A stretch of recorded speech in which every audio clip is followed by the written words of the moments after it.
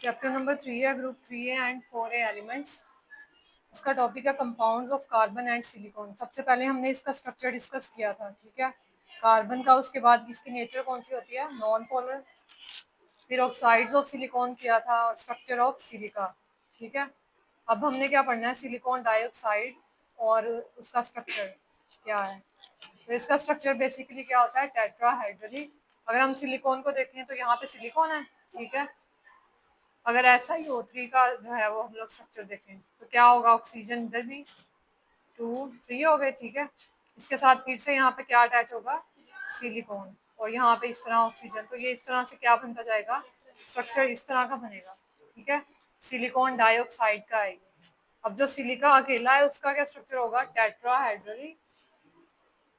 तो in the interior of silica network every silicon atom is bonded tetrahedrally to 4 oxygen atom. हर किसी के साथ 4 ऑक्सीजन एटम्स क्या होंगे, लिंक होंगे, इसलिए इसका क्या स्ट्रक्चर है, टेट्राहाइड्रल।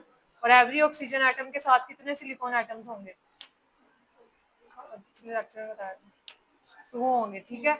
ये देखो, ये एक ऑक्सीजन है, इसके साथ 1 ये सिलिकॉन और ये सेकंड। उसके बाद है सिलिकॉन ऑक्सीजन बॉन्ड्स क्या होते हैं, स्ट्रॉन्ग होते हैं, यानी कि सिलिकॉन और ऑक्सीजन का लिंक है तो ये क्या होगा, स्ट्रॉन्ग होगा। और ये एटम्स को एक ही जगह पे प्लेस करके रखता है, ठीक है। ये इजीली मूव नहीं कर सकते एक जगह से दूसरी जगह।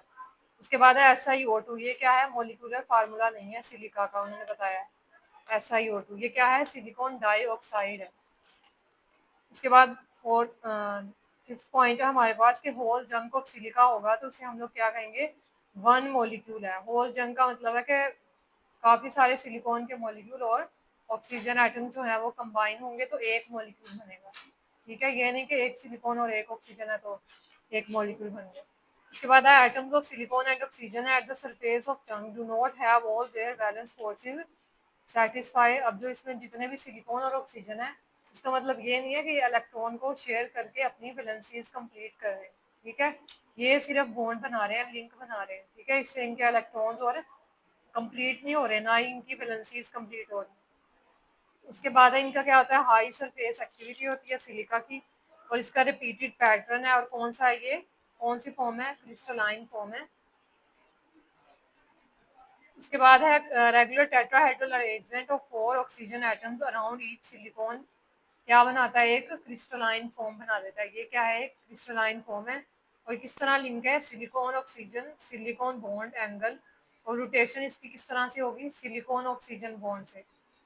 अब ये डिफरेंट है डिफरेंट स्ट्रक्चर्स में। अगर पॉलीमॉर्फिक है, पॉलीमॉर्फिक का मतलब यानी कि बहुत ज्यादा, ठीक है। तो बहुत ज्यादा शेप्स होंगी तो वो अपने लिहाज से उनकी रोटेशन और एंगल जो है वो चेंज होगा। उसके बाद हमारे पास है why is carbon dioxide a gas at room temperature और SiO2 सॉलिड क्यों है। अब देखो, कार्बन डाइऑक्साइड भी क्या है, कार्बन डाइऑक्साइड। ऑक्सीजन के कितने एटम्स हैं, 2 है। सिलिकॉन भी क्या है, यहाँ पे सिलिकॉन डाइऑक्साइड है। लेकिन कार्बन डाइऑक्साइड गैस है और ये क्या है, सॉलिड। इसमें हमने बताना है कि ऐसा क्यों होता है। तो ये कार्बन डाइऑक्साइड का जो स्ट्रक्चर होता है वो क्या होता है, लीनियर, ठीक है। जबकि जो सिलिकॉन का होता है वो इस तरह होता है, टेट्राहेड्रल, ठीक है। अब जब इसका लीनियर है, आप काफी सारे मॉलिक्यूल्स हैं तो वो एक दूसरे के साथ क्लोजली अटैच नहीं है, वो क्या बन जाते हैं, गैसेस। अब ये क्या है, ये क्लोजली अटैच है, इनकी अरेंजमेंट भी जो है वो क्या है, स्ट्रॉन्गर है एक दूसरे से।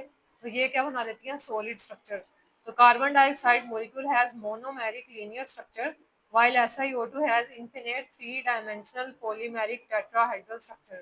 अब इसकी रीजन भी एक और बताइए है कि कार्बन का एटम जो है वो सिलिकॉन से क्या होता है, छोटा होता है। तो कार्बन डाइऑक्साइड के साथ जो भी कार्बन अटैच है उसका ऑक्सीजन के साथ क्या बॉन्ड है, डबल बॉन्ड है, 1 2, ठीक है, ऑक्सीजन एटम के साथ।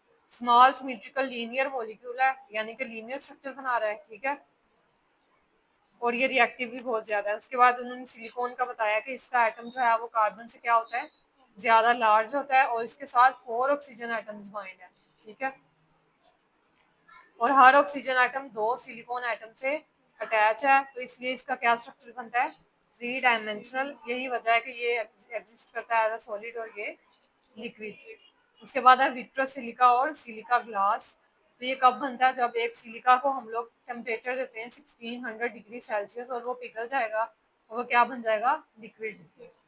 अब उसके पास क्या है, रैंडम स्ट्रक्चर आ गया है, ठीक है। हम उसको ये नहीं कह सकते कि उसके पास टेट्राहेड्रल स्ट्रक्चर है। अब वो कह रहे हैं silicon atom still on the average close to 4 oxygen atom. उसका कोई भी स्ट्रक्चर बना है लेकिन उसके साथ फिर भी 4 ऑक्सीजन एटम है और हर ऑक्सीजन एटम के साथ 2 सिलिकॉन के एटम जो है वो लिंक है। So when this liquid silica is cooled, it does not crystallize readily, but it cools tremendously and even becomes rigid. अब आप देखो यहाँ पे क्या था, पहले क्रिस्टल फॉर्म में था, हमने टेम्परेचर दिया तो क्या बन गया लिक्विड। अब क्या था, लिक्विड जो है उसको हमने दोबारा से कूल किया, अंडर कूल, और वो दोबारा से क्या बना है, रिजिड स्ट्रक्चर बना है, यानी कि सॉलिड बन गया वो। This rigid highly under cold is called vitreous silica और silica glass, frequently incorrectly refer to as fused quartz भी कहते हैं इसको हम। अब पहले क्रिस्टल था ना, हाँ ठीक है, क्रिस्टल था पहले, यानी सॉलिड था, उसको हमने टेम्परेचर दिया तो क्या बन गया लिक्विड। अब लिक्विड को दोबारा कूल किया तो क्या बन गया सॉलिड क्रिस्टल, ठीक है। तो उसको हम लोग क्या कहेंगे, नहीं ये लिक्विड बनेगा, अब सॉलिड नहीं बनेगा।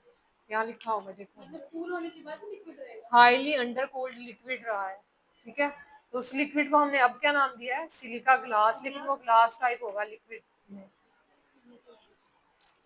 पहले हमारे पास क्या था, क्रिस्टलाइन फॉर्म में था, ठीक है। उसको हमने मेल्ट किया 1600 डिग्री सेल्सियस पे और वो क्या बन गया, लिक्विड बन गया, ठीक है। अब हमने उसको दोबारा से कूल किया, पहले वो क्या था, विस्कस लिक्विड था, विस्कस किसको कहते हैं, ठीक है, थिक होता है, जैसे शहद है हमारे पास उस तरह का था। अब जब हमने उसको कूल किया ना तो वो शहद की तरह नहीं बल्कि उससे भी ज्यादा और रिजिड बन गया, वो विस्कस था तो विस्कस से क्या बन गया रिजिड लिक्विड। तो रिजिड लिक्विड बनेगा तो वो ग्लास टाइप बन जाएगा, ठीक है, जैसे ग्लास होता है। तो उसको हमने क्या नाम दिया है, सिलिका ग्लास या विट्रस सिलिका। उसके बाद ये प्रॉपर्टीज है हमारे पास, तो ये क्या होता है, highly transparency to light, second है रिफ्रैक्टरी, रिफ्रैक्टरी का मैंने कल बताया था उस दिन,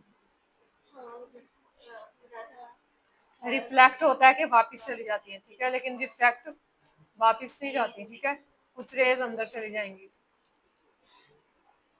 उसके बाद वो कह रहे हैं very low thermal expansion, note fracture नहीं होगा इसमें, ठीक है। उसके बाद है एक्सीलेंट इंसुलेटर है ये, हार्ड ब्रिटल और इलास्टिक, ये प्रॉपर्टीज इंपॉर्टेंट है शॉर्ट क्वेश्चन के लिए। इंसोल्यूबल है वाटर में, ठीक है, और inert toward many reagents, it is resistant toward all acids except HF.